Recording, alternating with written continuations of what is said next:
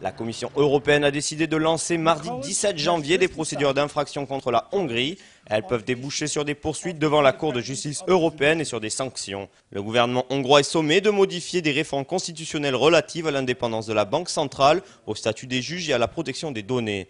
C'est une triple procédure d'infraction que la Commission européenne a entamée à l'encontre de la Hongrie en envoyant au gouvernement de Viktor Orban 3 lettres de mise en demeure. Elle somme Budapest de modifier sa nouvelle loi fondamentale, sa constitution pour ce qui concerne les nominations de la Banque centrale, l'âge des départs à la retraite des juges et procureurs et les nominations à l'Agence de protection des données.